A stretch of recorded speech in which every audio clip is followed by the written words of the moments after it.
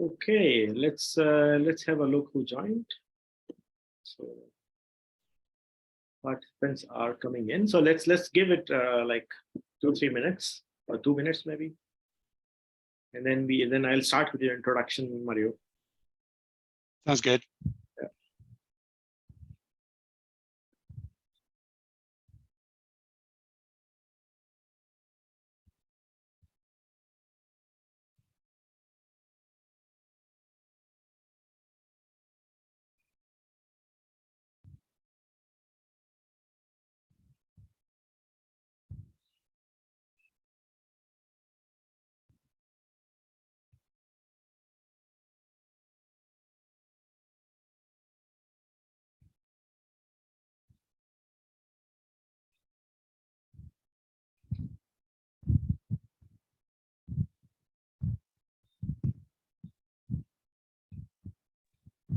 Yeah.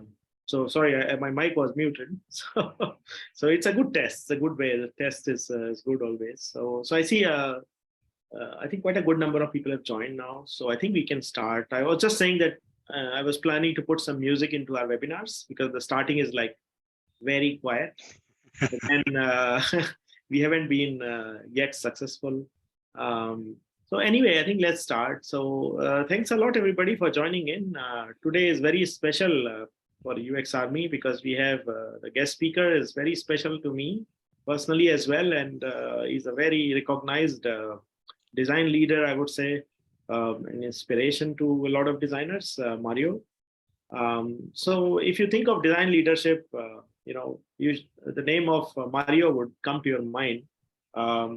Mario is actually from Belgium, but he has spent probably a good part of his life in Asia. I think China as well as Hong Kong, Singapore. He's here for, I think, last 15 years, Mario, if I'm not wrong. 10, coming up about 10 years. 10 years, yeah. So he's gone through various organizations, and he's actually a highly experienced brand and UX consultant. His arguments are very convincing when it comes to UX. So when you have an opportunity, do reach out to him because what Mario has been doing is he also is experienced, nearly 3 decades in the industry, but while doing that, he has actually kept himself completely hands-on, a very down-to-earth person as far as I know him, and he is a great inspiration for design leaders. I think if I see Mario as a person who creates design leaders. So if you are in a position of design leadership, or if you want to become one, reach out to Mario. He's on ADP list as well, and recently took up a new assignment. And one fun fact for him is he does a lot of running, fast running. And I think he was telling us before this that he has already clocked over 1,000 hours of running by now in this year. Kilometers, yeah. 1,000 kilometers, sorry. Coming up on 1,200, 1,300 kilometers this year. Yes. Fantastic. So that's a lot. I think I will do it in like 5 or 10 years, maybe, if at all I do it. But you're doing it, so. Well, it's a little. Then another thing is Mario has written a book called Making Meaningful Innovation. So I would really suggest you to get access to it and read out if you want to. And Mario, maybe if you have a copy somewhere later, you can show to I'm way ahead of you, Cool. It's the last slide of my my deck is a little shameless self-promotion. So yeah, it's helping the audience. Yeah, so it's very good. So thanks a lot, Mario. I think once again, welcome, and thank you very much for agreeing for this webinar. It's a pleasure to have you, and I would hand over the ball to you, and set it on fire. All right, let's get to business. I'll start by obviously sharing my screen. So just give me a minute to do that. And then we're gonna go to slideshow, which should be the case. Yes, we see it perfectly, I think. So it's all excellent. Good. Excellent.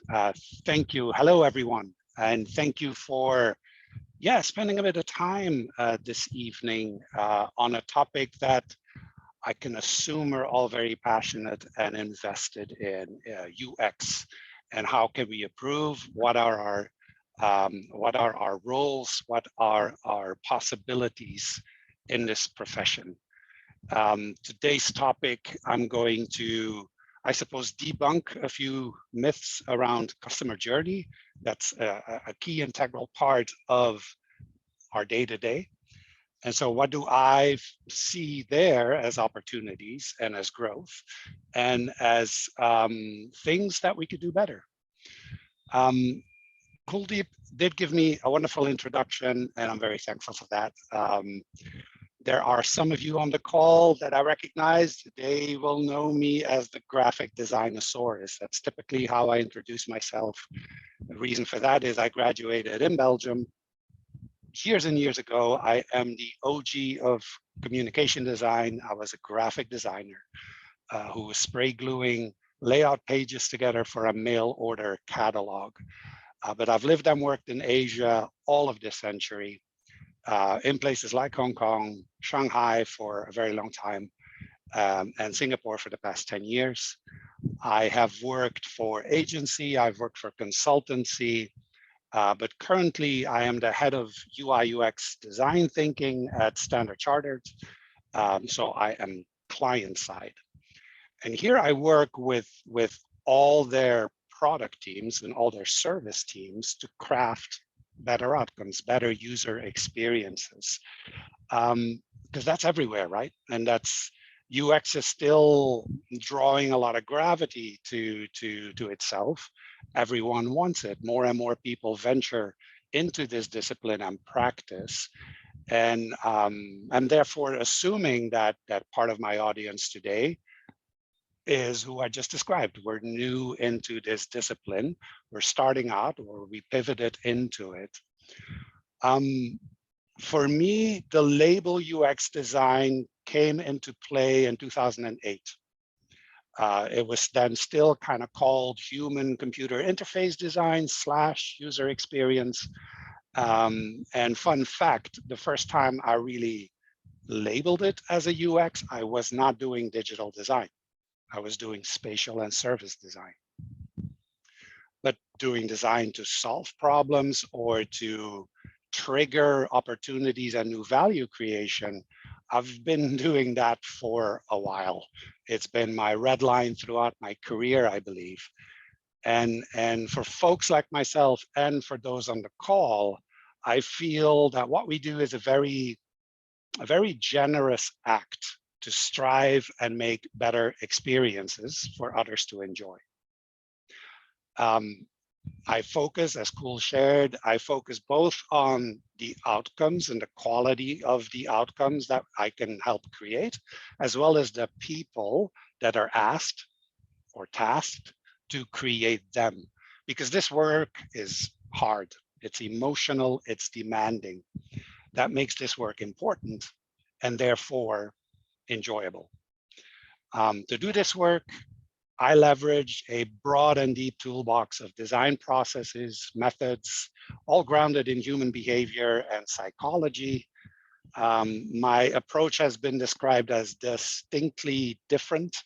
I would say unconventional by design, but it's rooted in core principles that I've identified as my identity as a design practitioner. And that is to be human connected, to be design driven, to be co-creative, and to be future forward. So I guess my bottom line here is I want to be seen and I want to be known as a human that designs with and for other humans, because then I feel I do human-centered design. Now, if I succeed today, I will help you broaden your thinking on this thing that we do called UX. Maybe shift your perspectives, maybe open up new possibilities and improve our collective capacity to understand what it is that we can actually influence and do. Yes? So let's go, let's dive in. Let me tell you a story. Because once upon a time, in a land far, far away, there was this website that promised to deliver magical experiences for all who dared enter. And so a user would land on its homepage, quickly find in a few taps a product category that they did not know they needed, swiftly clicked a filter, and boom, found the product they wanted. In 3 clicks, this was confirmed to be purchased and delivered. So entranced was our user that they started to explore the website even more, went through 10 of the pagination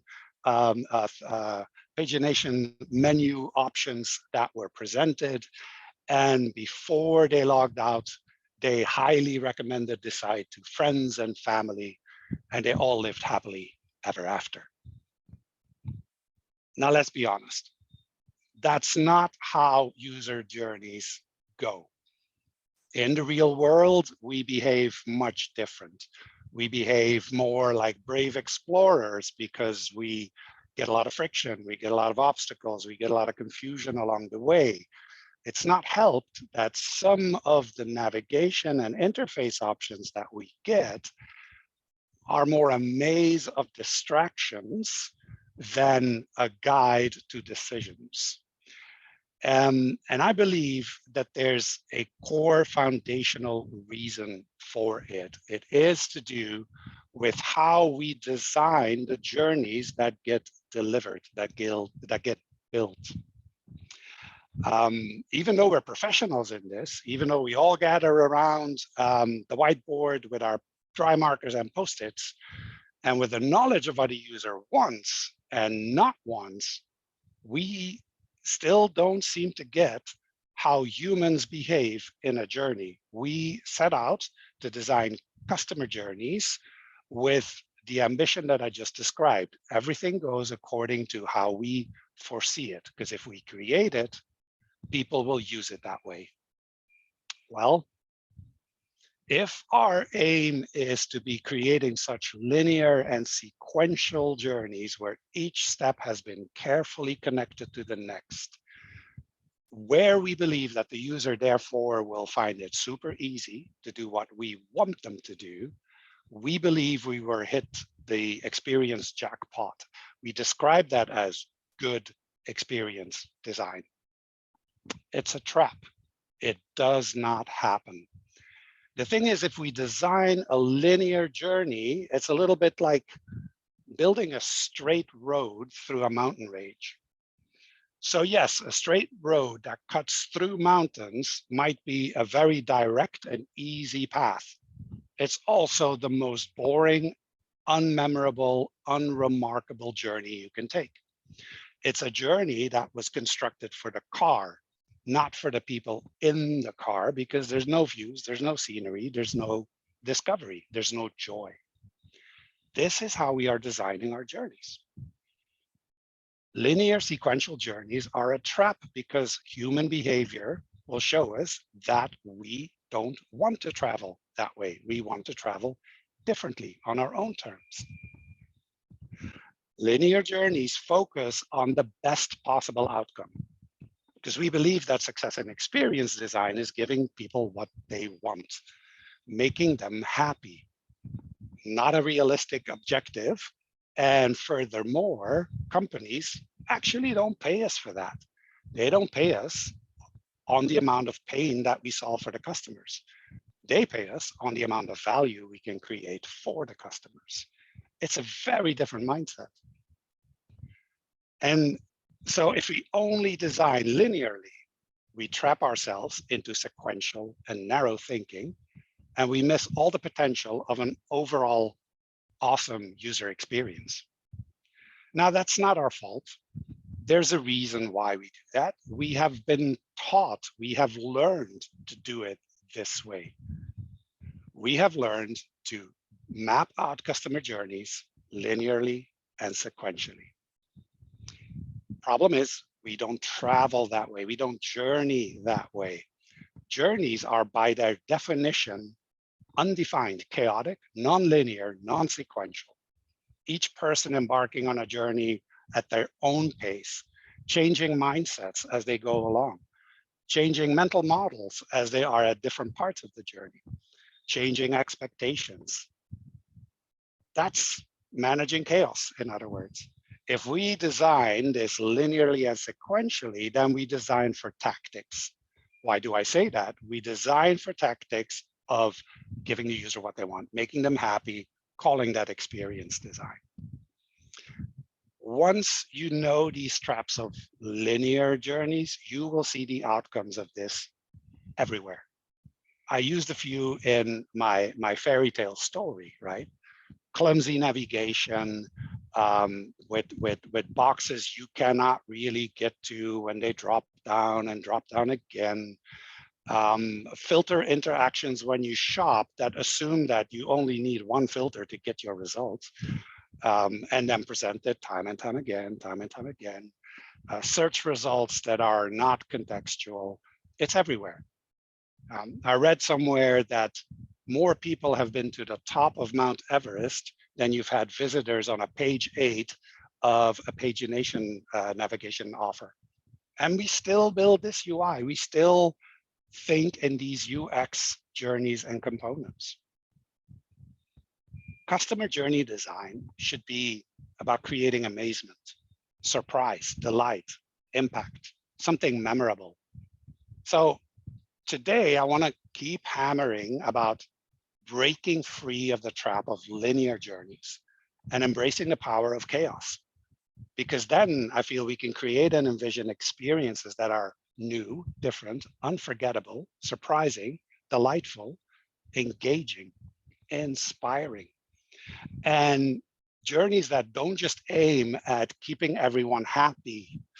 Happy is a vague and easy outcome because we label it to something that works. Something that works is a usability criteria, is not an experience criteria. So we must remember and must get real that if we design and deliver UX in the real world, the theory of UX does not match the practice. So it's captured here, right? In theory, the practice of UX should be as in theory. Those of us on the call that have been around this game for a bit will know that this is not the case.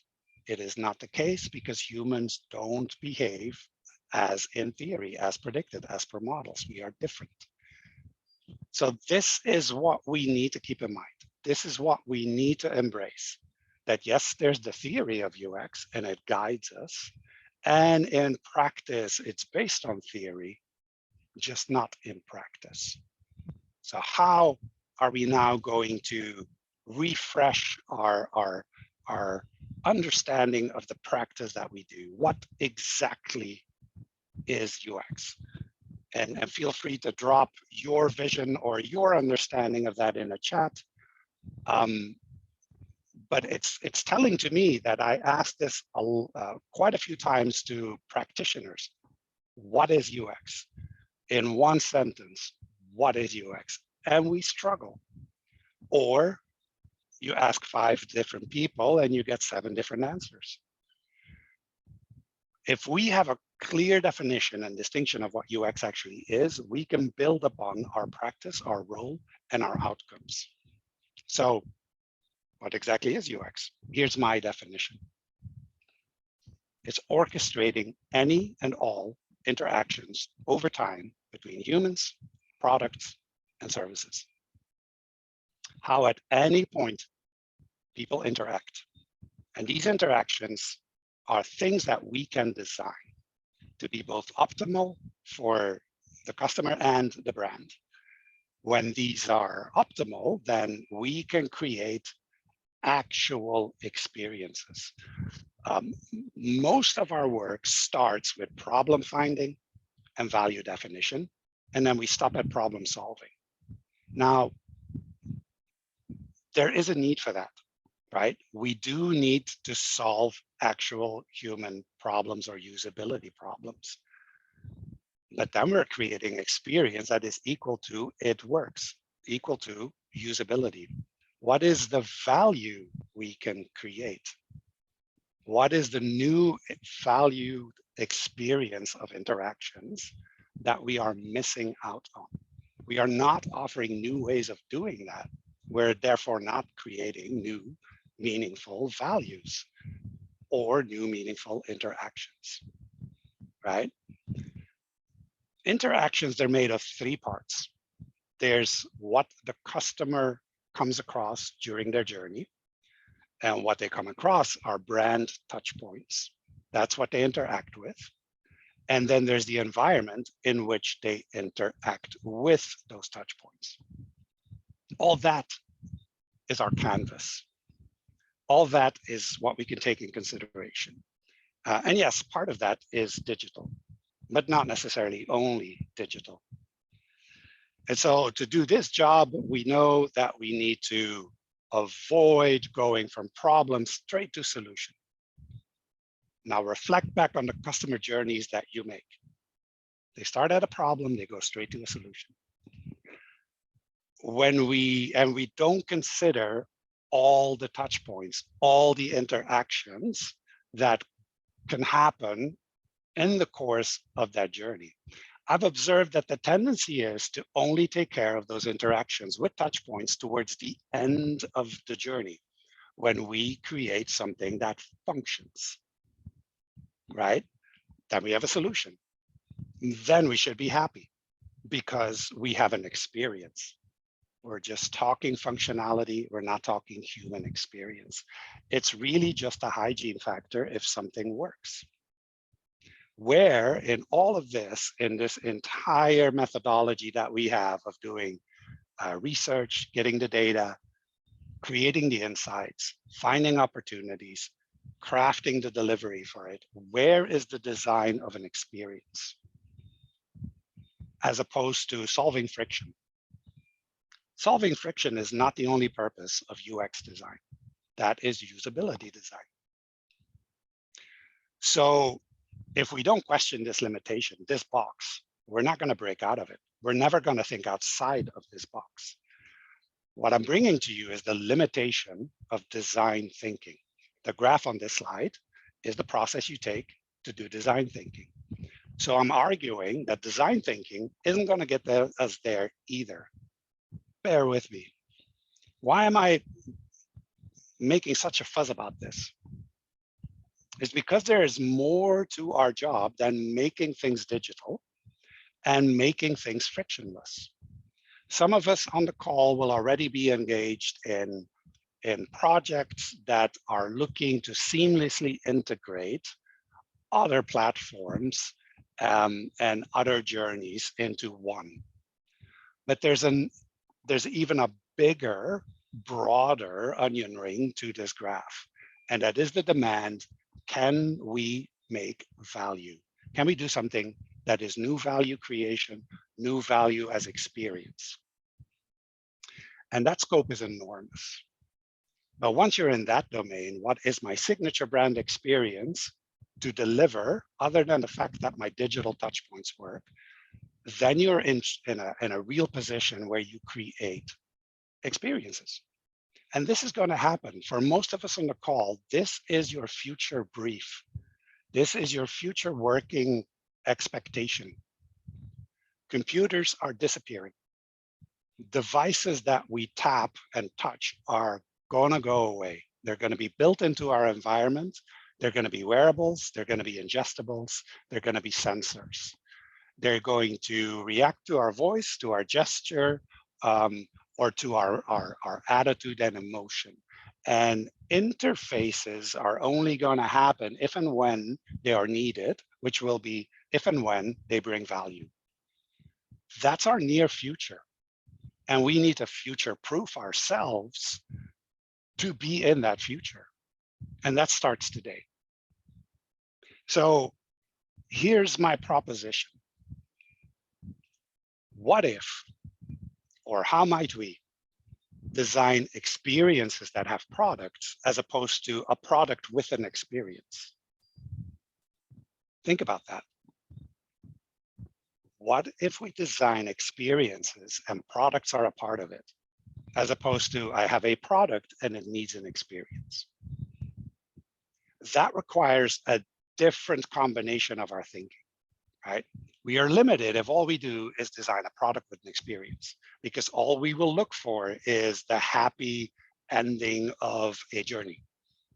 That's the reason the product exists in the first place. But as a brand, the responsibility is to be much bigger. And therefore, our role is much bigger. This paradigm shift in how we approach our work is what will future-proof us, is what will make us AI resistant, because this is very different in how we think, inform decisions, and deliver our craft.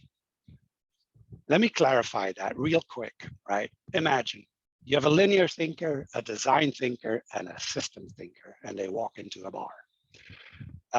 They're gonna design a house. So where does the linear thinker start? Well, typically they design that floor plan, they detail the bedrooms, the kitchen, the bathroom, the entry, making sure that each have enough light, that there are enough sockets for the plug-in devices, the heating is good, all of that. Very much focused to execution. Now the design thinker, they're gonna look at that floor plan and maybe consider what the tenant of the future wants, because they've already interviewed these people and they've observed that there's trends that are going on. And so that design thinker has a good sense of how the owner of the house wants to live, what is desirable for them. And then he can add in a bit of environmental friendly solutions to it. So it's a house that runs on solar energy, materials that optimize the energy use. So he's designing a bit bigger, a bit more clever, and a bit more with tomorrow in mind. But we need to go even further than that. Systems thinkers, now what do? They point out that the house of the future is actually a part of a smart city and other smart houses that are connected to each other, where living is quite different now because it's part work and part going home to sleep. They'll also point out that the materials that are used are going to be different. They may not even exist. They're gonna look at future technologies that are up and coming and might impact not just human health, but also human infrastructures. Their lens is quite different. Their lens is very holistic. They are actually not looking for solutions. They're looking for possibilities. They're sketching out what a future experience is going to be like and why. And so to deliver human-centered design, sorry, I had a pop-up of a poll and now my slides don't seem to move ahead. So let me do it this way. Sorry about that. To deliver true human-centered design, you either need to do or need to bring together these three types of thinking. Because if you only do the linear thinking, you're just going to be bogged down in linear sequential thoughts. You miss the big picture. If you're only going to rely on design thinking, yes, you might have an elegant and beautiful solution, but to the wrong problem or short-lived. But if you only do systems thinking, you're just going to get paralyzed by the overwhelming possibilities and considerations and systems that are out there. You need all three. You need to practice all three. Your next evolution after design thinking is systems thinking. Because UX at its heart is not a methodology. It's not a technique. It's a holistic mindset. Human-centered systems thinking is approaching complex problems and making them more human and more holistic.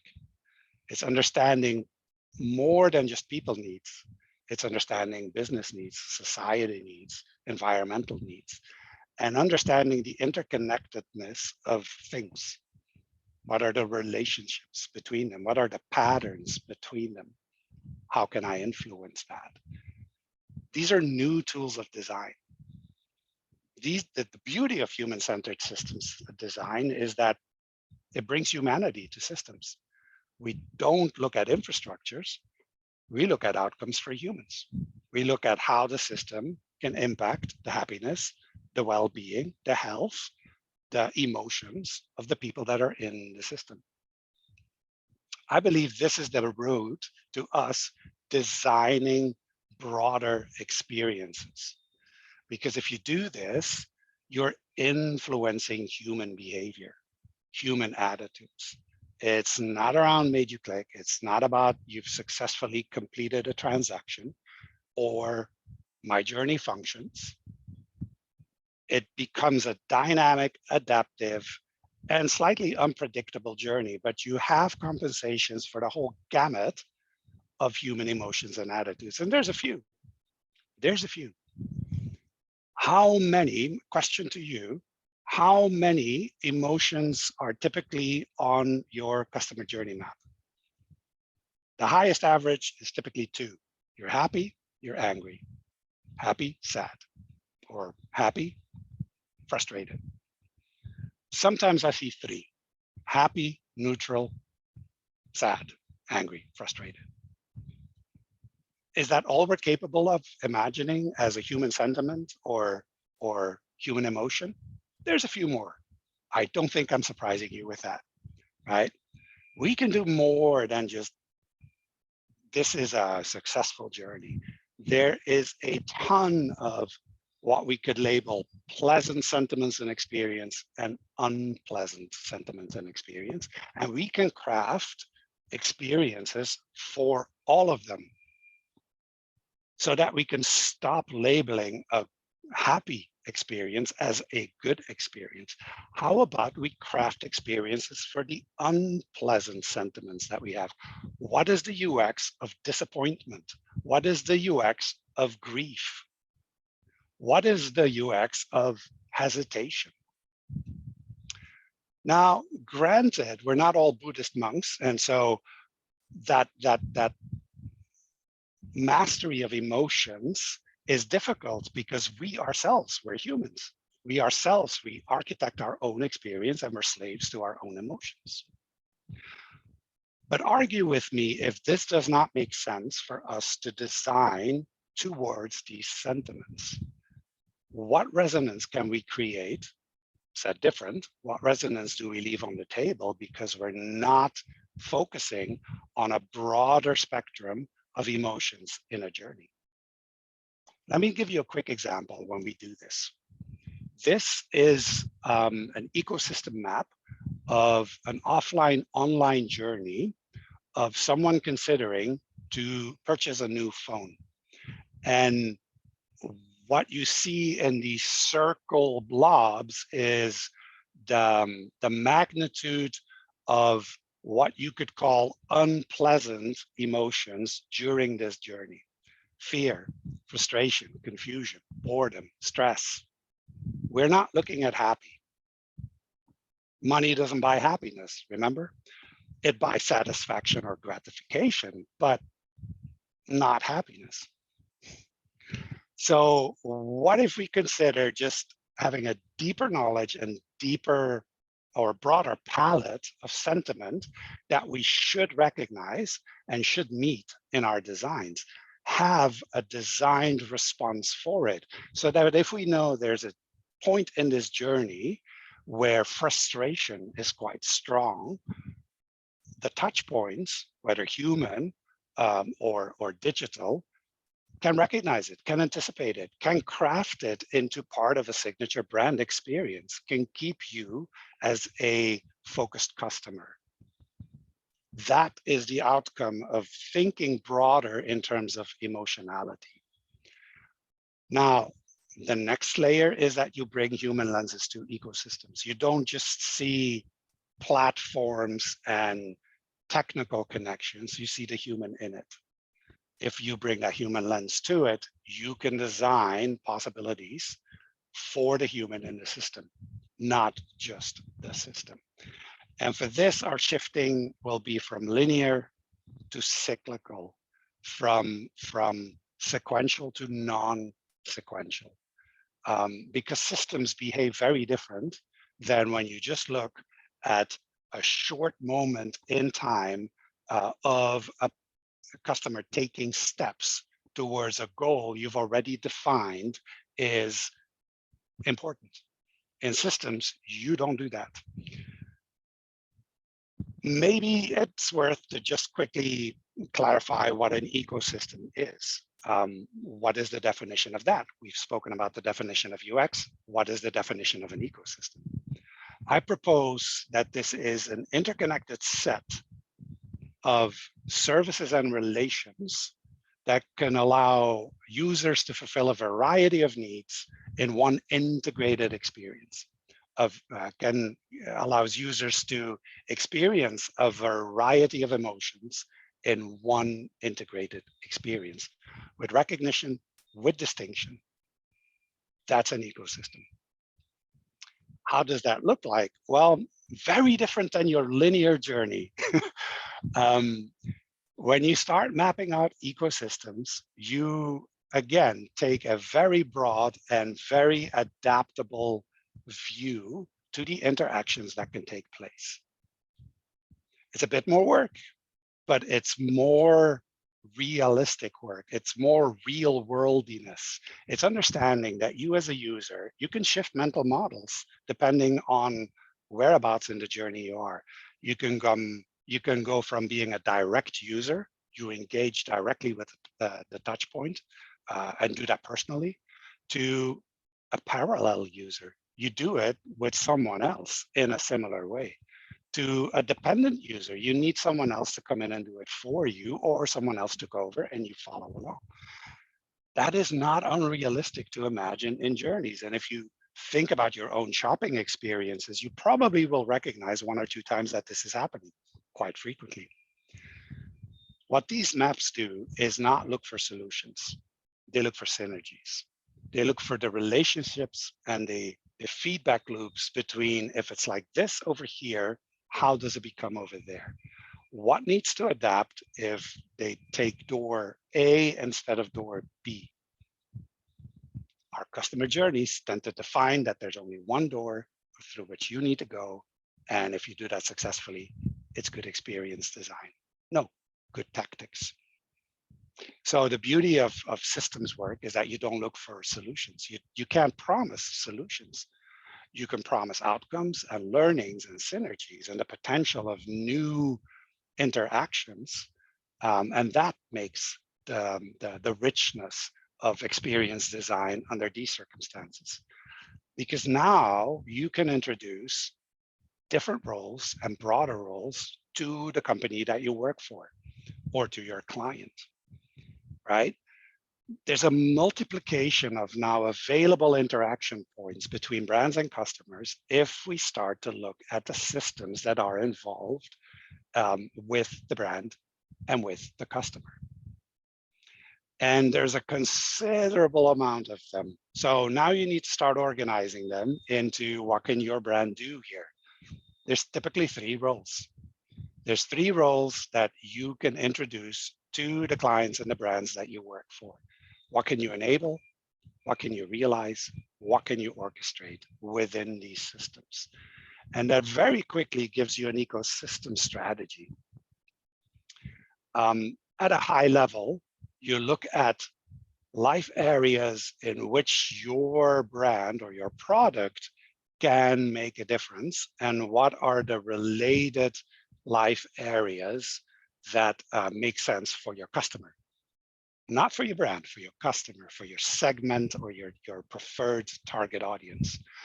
So let's imagine that these are 10 of them, and you could start to look what your competitors are doing, who your potential partnerships could be in either what they enable, what they realize, or what they orchestrate. I'm keeping this at a very high level. I was not in a position to factually document an ecosystem strategy from a client because that's under NDA, sorry. But the idea is that you organize this map into something that starts to look like this. What are the trends? Where does your customer sit? What are expectations? Who does what? Who's a partner? Who's a competitor? So you can define the scope of what you start to design for, and you can define the roles of where it is that you enable an interaction, where it is that you realize new interactions, and where it is that you orchestrate the different interactions that already exist in the ecosystem. And that's done in that combination of human emotions, all of them, and the role of the brand in enabling them, right? If you enable them, what do you provide as content, services, or products to deliver to these expectations in this life area? Very different discussions happen here because you're not just looking for an ROI of a transactional journey, right? If you are a realizer, a producer of content, a producer of products and services, where can you have new relations? If you have a product that is about mobility, can you enable something in health? And what do you orchestrate? Where are you the middleman of products and services that exist? Uber is a great example of an orchestrator. They're the middleman. They bring things together. They bring products and services together. These three roles are actually available for each and every single brand. And we have found that this map is sort of a good start to bring understanding of ecosystem positioning to brands, because now they can disrupt a few things themselves. Now they can think about meaningful human experiences in a different way, and they can start moving beyond making things friction-free or making things integrated with others. Because if all you do is integrate, you only do one of these three roles. You're leaving a lot of potential under the table. Now I know, I'm well aware that bringing all this is gonna go like, yeah, it's this is a bit too much. This is overwhelming. This is a big ask. This is totally new. This is totally unfamiliar. I know, but it's not just for you that it's new and unfamiliar. It's for the place you work at or for the place you work for. Early on, we were saying, I've got about 30 years experience in this industry. I can confidently tell you that even the places I work at, the agencies that sell these services, they're rarely ever organized to deliver holistic experiences. So a lot has to change. A lot has to change. We're typically focused on tactile stuff, the linear journey, but to deliver UX in the real world, in and for the real world, we need to have visibility and relations with a lot of different parts of the organization. And companies aren't structured that way. They are structured by department, by function, and by hierarchy. And we need to break all that apart and go all over the map to inform decisions. So in a sense, we're already doing systems work because an organization is a system. It's a system in and by itself. The fact that we work with these companies and try to deliver UX, we're already doing systems work. So if we start doing this with a bit more intent and a bit more clarity as what is possible, we can guide these conversations. But it does mean, heads up, next slide, there we go. It does mean that you're going to have a lot of conflict. You're going to have a lot of feedback and a lot of chaos that you need to manage, but that's okay. That is humanity. That's humans among each other, right? Anything systemic is going to be difficult before it gets easier. Because we're no longer working for just a conclusion of a journey. We're working to understand feedback within the system. We're trying to understand cause and effect of, I did this, now that is happening. This should start to sound familiar because it's already happening with our design briefs. We deliver what we thought is a solution, and the feedback is, it didn't quite go that way. This is perfectly normal. This is the system at work. What we do is drop a stone in the middle of a pond You see the splash of water and the ripples and the waves that radiate out. That's how much we can predict. But then these ripples start to push a leaf somewhere out of our view, and then other ripples bounce back on the shore and start to push that leaf in yet another direction. None of it we could predict. We could not predict where that leaf would end up. That's UX in and for the real world. So we're not solving. We're not looking to solve or deliver the happily ever after. We're looking to create new values, new relations, new possibilities, and design for a broader outcome or a broader management of experiences, such as disappointment, such as grief, such as a brand signature experience for what the brand recognizes is very tedious and frustrating for you to do. But can it be done in a way that it's actually on brand? I don't think any of us have had that brief on the table. Give me a brand signature experience for disappointing my customer. But experience here is the teacher, and I'm coming to the close of my message here. The only way we can get better at this and have deeper experiences on it is by doing it. Experience is our teacher. Bring new questions to work, bring different perspectives to your journey design. Consider when you're doing linear thinking to break that, to try and understand what else is influencing this journey that we're not thinking of, that could radically shift how we approach this.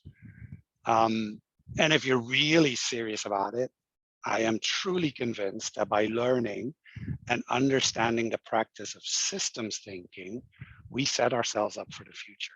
We set ourselves up for designing experiences that happen to use products and services, rather than just a product with an experience. There's a lot that needs to change for that, because our organizations or our client often starts the wrong way around. We build stuff without an intentional thought towards how people actually use it in the real world. And so as a result, whatever experience comes out of it is accidental. And it never matches, it never seems to land with users. There's always a sense of failure when we push stuff to market, right? And it's with good intention. We really do this with good intention. No one goes to work with the intent to suck at their jobs, not even the people that make the decisions about our products. It's that pressure of deadlines, it's that pressure of ROI, it's all these circumstances in the system that deprioritizes looking at a broader user or customer experience. Sometimes it's even with the thought that, hey, we could do this later, right? We could build that in, we can improve on it and iterate later. And then we miss the part where fundamental technology and systems architecture decisions get done, making any change in customer experience design not possible or at a very high cost and therefore not desirable. So this is my call to action for all of us on this webinar. Design more than just the happy journey. Explore the sentiments, the attitudes, the behaviors, the mental models of your user. Don't assume that your persona is the one you design for. We shift personas ourselves. We are different people at different points in time with different expectations and different usage patterns. And yes, adding more personas can cover that, but then we're still seeing them linearly as one distinct persona. We can break that pattern. Now, again, I recognize this work is demanding. This work is hard. It's high stakes. It requires from each of us to take on a bigger role. And that role is to be a catalyst of change, not a builder of experiences, right? If we can initiate that change, that different view, that different perspective on the work that we do, we will find that what we do is valuable and rewarding and AI proof. So let me wrap up by that shameless piece of self-promotion. I did indeed write a book. It is available on Amazon. I invite you to check it out. It's my thoughts on the principles of designing with more meaning. There's going to be a follow-up by the end of the year, early next year. You heard it here first. Meanwhile, reach out to me on either ADP or on LinkedIn if this made sense, if this did not make sense, if I offended your your sensitivities. I'd love to hear it too. And then we'll have a conversation on that. But I'm ready to do the Q&A. Yeah, thanks a lot, Mario. It opens up at least a new zone in my brain, saying design for experiences and not design for products. And so because products, Yes. as you say, can come and go, but the experience are going to remain here. So that paradigm Correct. is very important, and I see the gist of it, especially in the light of AI scare that's going on in the industry now. Yeah, I thought I'd bring that up because yes, my LinkedIn feed, half of it is look what AI can do. Are we still needed? Yeah, we're still needed. We're still needed for the things that we do today. AI cannot bring context in or cannot see alternative answers to the same question, but that will change too. And so, for me, it's connecting broader things together and reimagining different relations that we can only do if we do systems thinking and ecosystem mapping. And AI is not going to do that because it's just not part of their training model. Yeah, agree. Okay, let's take the questions. I guess you can see yes, them. Some of them I do have a view on them. Okay. You can pick up. Nick, I did provoke your curiosity here. I'm going to start at the top. So Nick is asking, UI and UX are different disciplines requiring different skills. In my experience, they come from a different center of gravity, and UI designers sometimes focus on visual impact at the expense of an effective experience. How do you manage this? It's useful to be clear about the distinction. It's useful to be clear about the distinction. Yes. There's a lot I can throw at you here, Nick. Yes, I agree. UI is part visceral, which makes it important because we ourselves are visceral beings. We react to what either jars us or attracts us.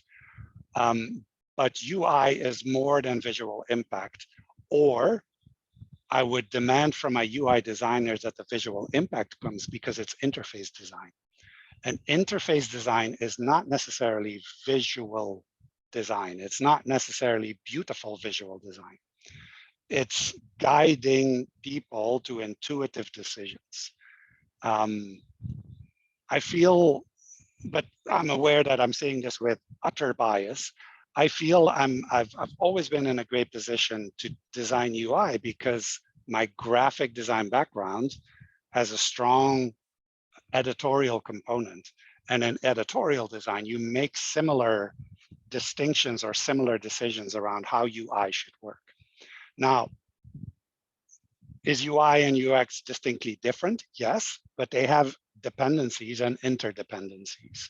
There are things that UXers will do that UI doesn't. There's things that UI does that UX doesn't. The things that UI does that UX doesn't is the preparation for development and bring the design quality that they had over to the development quality, right? There's little overlap there with UXers in my experience. But where they do overlap is understanding the customer expectation, the triggers for the audience, the insights and research and the principles that got defined in UX and how they translate in UI. Because that's an expectation I have for my UI designers. Where is the design principle in your UI and how is it expressed? Right? And then you need to have that working relationship with UX. This visual designer needs to understand why the principle is the principle that we defined. And they need to have a rationale on how they have translated it into visual components. So you captured it quite well. There's a different center of gravity for both, but they do overlap. And there is a relationship that they need to maintain because there are dependencies on the work. You will not bring forth the UX insights if the UI cannot capture it. I hope that makes sense. Give me a thumbs up or a thumbs down if it did. And I hope you don't mind. I'm gonna see that other people set questions too, so I'm going to quickly jump to someone else before I come back to your other questions, Nick, if that's okay with you. Yeah, what is the distinction between enabling and realizing? Enabling is because you allow an interaction between this part of the system and that part of the system. What have you created? Realizing is you make the connection. Did that make sense? I tried to capture it as succinct as possible. But in the realizing is you're making things, you're making content, you're making products, you're making services. The enabling is you found products, you found services, you found content, and you bring that in a relationship. You aggregate, you partner, you activate, deactivate, that sort of thing. Yeah, it's a bit strange because I'm not sure if I'm getting okays on the question, but I'm just going to move on. Pardon if I didn't answer it sharp enough. There's an anonymous attendee. Do you mean that to deliver holistic user experience, we not only have to think of our user, but we also have to be thinking from the point of business? Absolutely, 100%. Not just from the point of business, from the point of technical realities as well. We need to help our clients understand that if we sell you this vision, it comes with this technical requirement. You need to invest in a new platform, or you need to throw out your legacy and build a new one. Or if you can't, this is the compromise for it. It's actually surprising, right? But that Venn diagram that you see in all the books of feasibility, desirability, it's a real thing. It's a real thing. Your business is not in business to think about the user. I know, huh? I know what I'm saying. It breaks our heart as UX designers. They're in the business of being in business. They're in the business of making money, of sustaining their brand.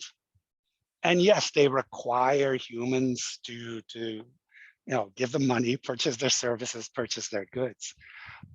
But make no mistake, that's why it's so difficult to sometimes have conversations with these managers and directors. Their lens is, what's my bottom line? What is the number I'm getting? And meanwhile, we're talking emotions, feelings. we have to help bridge that gap. We have to translate what that means for a user for their bottom line, right? Enable this, more money. Enable this, less cost. That is required. It's part of a holistic user experience, because a lot of what I was saying was around doing more than just making a journey work, getting a customer successfully through a linear journey.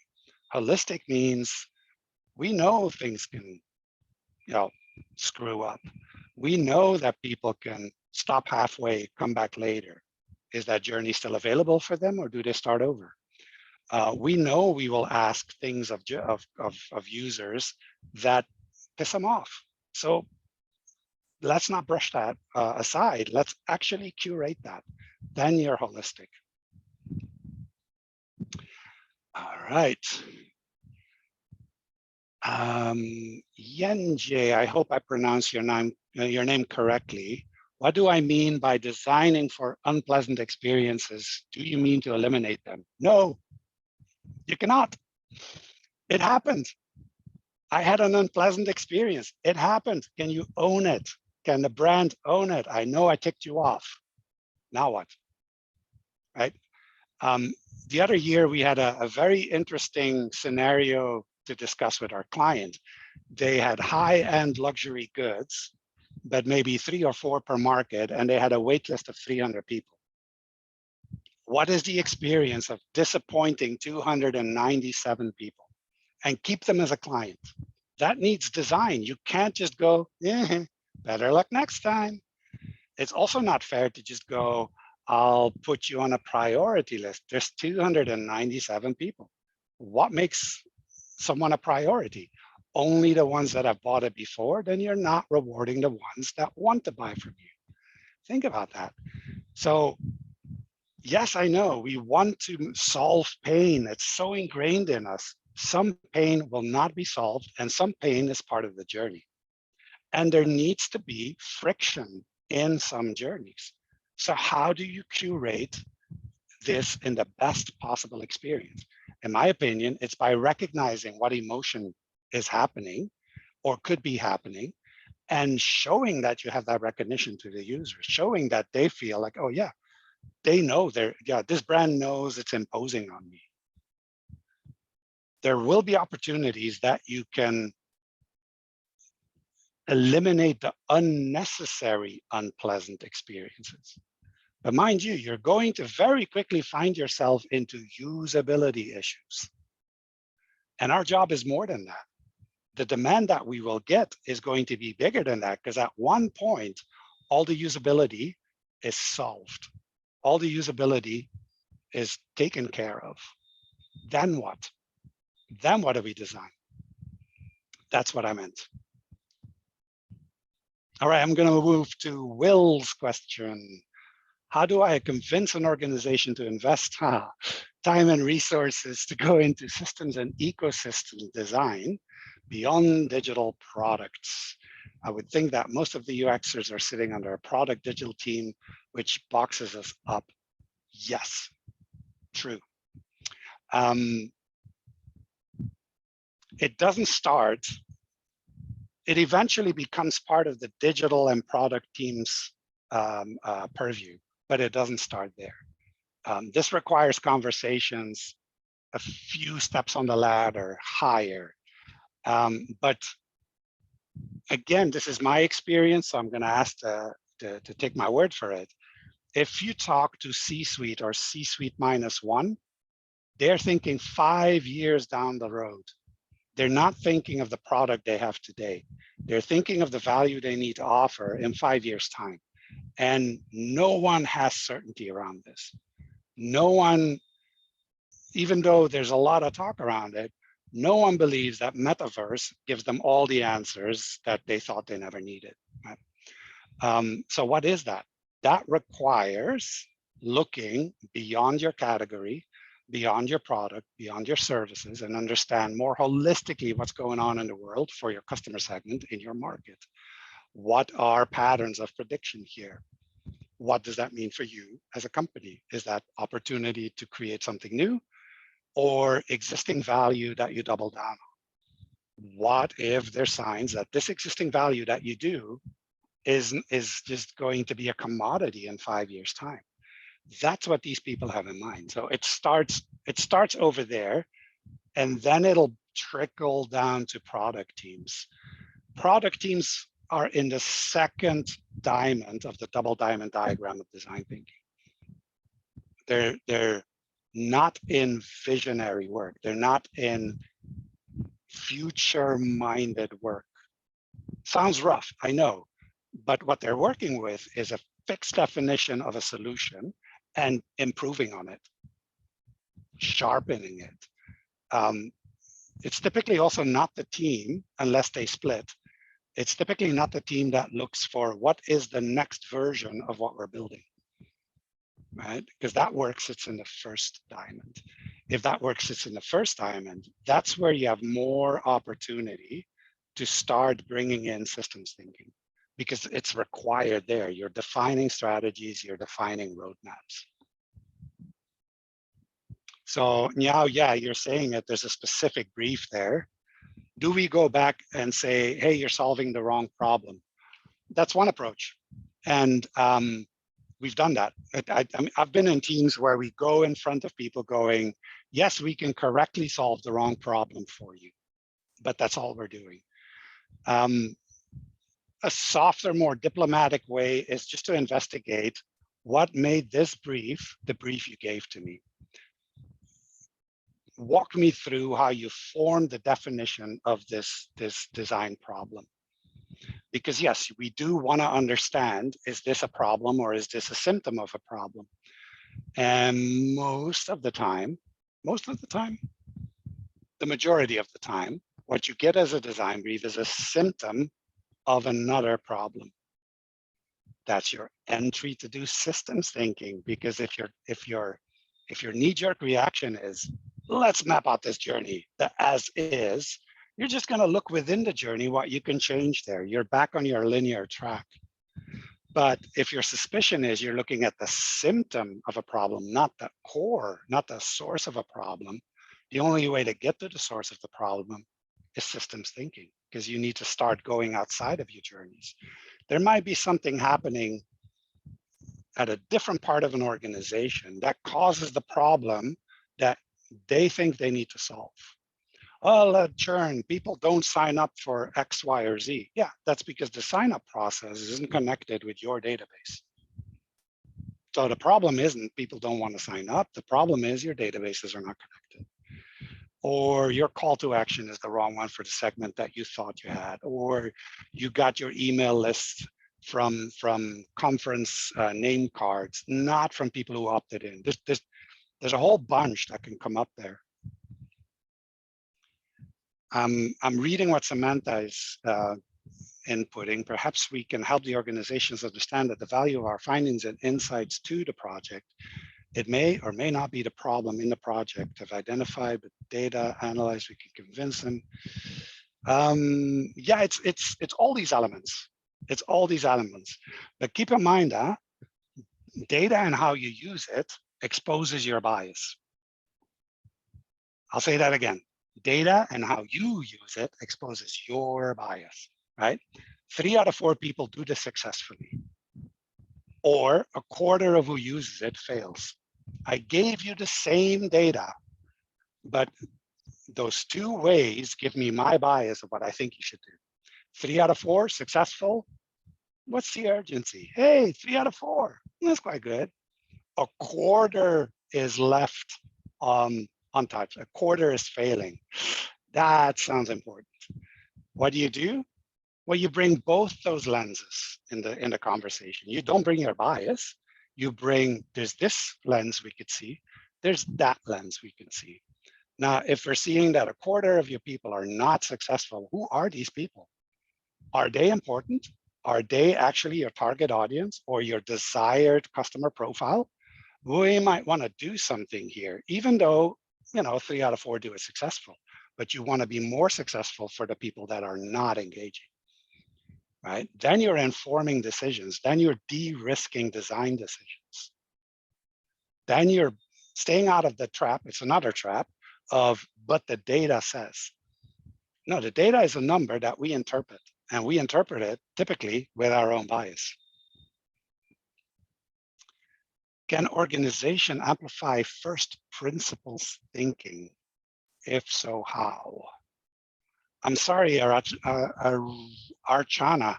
I don't know what you mean with first principle thinking. That's a new definition for me. Maybe drop in the chat and maybe it rings a bell. Chriselle, how will the management benefit from identifying undesirable emotions? What's the best way to encourage the management to create these ecosystems? The ecosystems exist. You do not create them, you map them, you visualize them.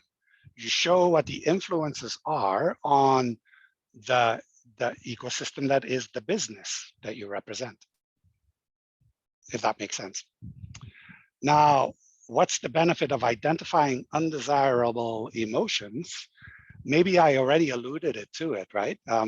With that luxury brand, although I'm going quite narrow because luxury brands, right? You as a human being, let me try this.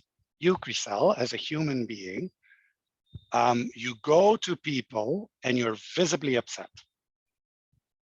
you're aware that you're visibly upset and no one says a thing to you, and they all treat you as if you have the best day ever. Everything's good with Chriselle. How are you going to feel? What are you going to think about these people that see you that way? Well, you're not going to feel recognized. You're not going to feel valued. You're not going to feel important to them.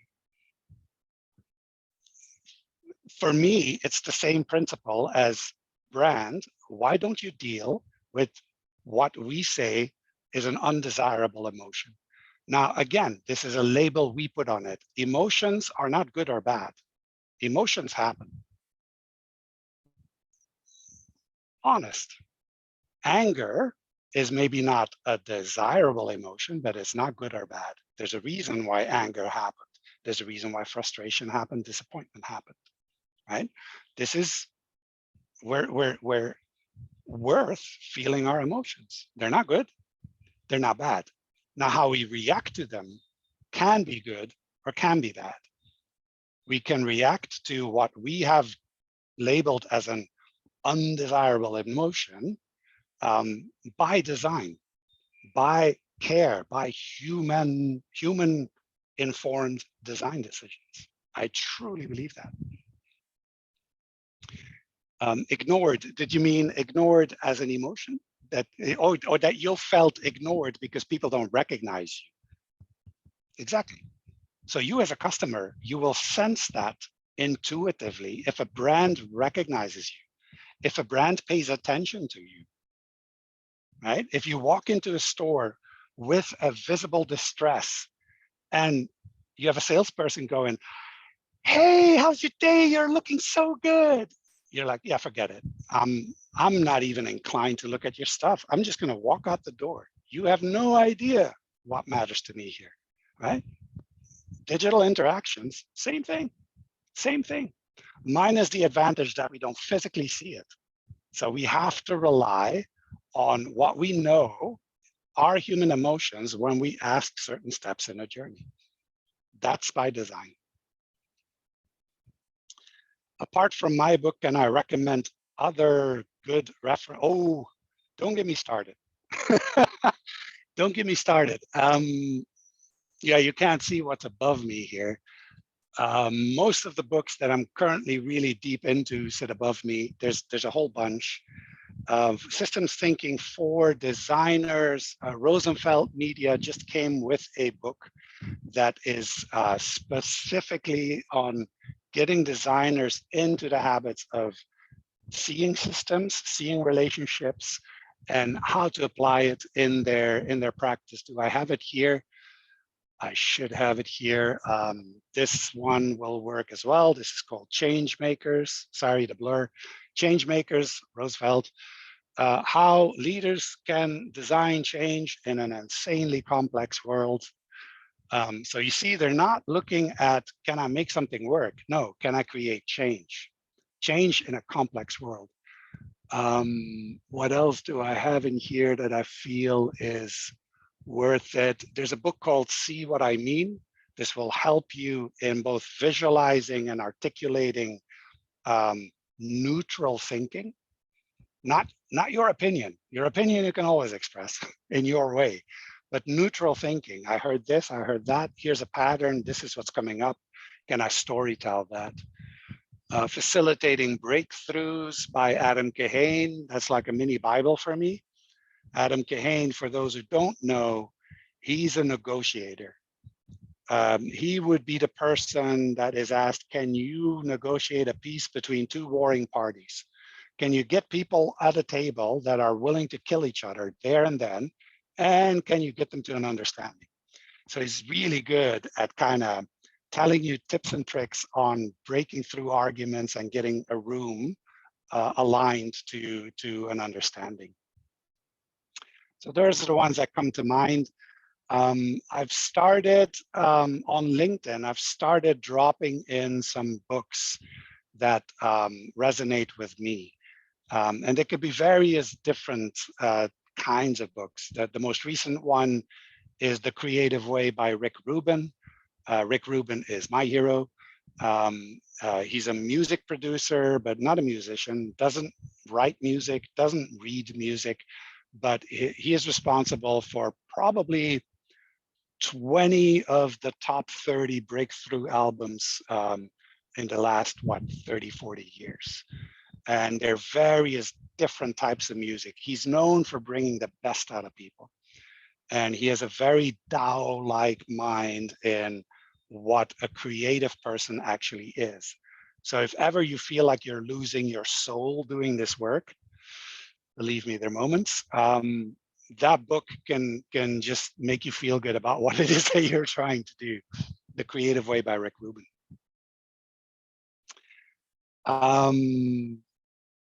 Let me see, who else have I not responded to? Nick, you had a few questions, right? So, right, if I was doing a journey map, I'd ask at each stage, how does the customer want to feel at this stage? And how do they actually feel at the moment? Yes, thank you for doing that.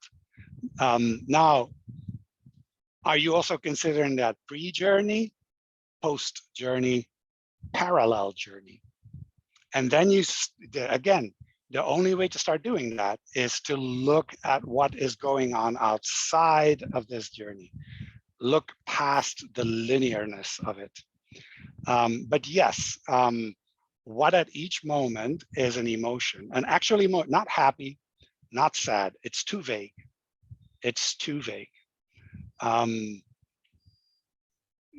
What suddenly jumped in my head was we once tried that for an education project where we thought we found something to really connect digital technology, inform a teacher how they're doing, and letting students who would be too afraid to speak up voice whether they understood something or not. So we tested this in a prototype. We gave students a set of emoticons to vote on during class, and a teacher would have an eye. And the whole purpose was, is your class following you? Are you going too fast, too slow? Did someone not understand, etc.? And we took the core basic emoticons, and oh my God, did that fail. For us old people, we felt like, hey, smiley emoticon, good. Sad emoticon, I'm struggling. No, kids interpret this way, way different and way too unexpected and way too random that it was not usable at all. This was for me a first cue that we cannot think this way. We cannot think of this is good, this is bad. It's going to be both. And it could be both for the same person at different points in time. And we cannot assume that our linear journey is going to meet the unmet need. It's an assumption we make that we test and then need to iterate, because guess what? It didn't quite work the way we thought it was going to work. And so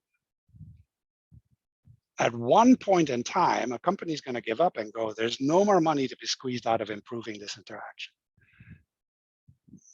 My experience has been, if they're at that point, they've invested their resources and their time solving the wrong thing. It was not the outcome that was the problem. It was how you thought about channeling people, guiding people through different journeys towards the same outcome, because that's how we enjoy journeying ourselves. The more you dictate and determine, the less we feel we're experiencing. We're being forced. Okay, I think you have covered most of the questions. Nick actually is left this call for now, so I think. Okay. So which is, oh yeah, oof, yeah, we ran over time. I think it's so valuable, and in fact, most of the audience is sticking to the webinar yet, and that's very important for me as UXArmy, because it's not often that I see that people are interacting within the Q&A, and that's what is so encouraging today and so pleasant today. It's nice, isn't it? Yeah. Thanks, everyone. Thanks for your attention. I really appreciate it.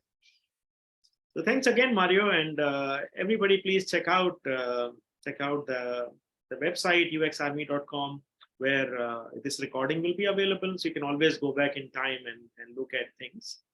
And we'll be distributing an email anyway. If Mario permits, we can also attach the slides. and and so on. So it's something that we can follow up in the coming days.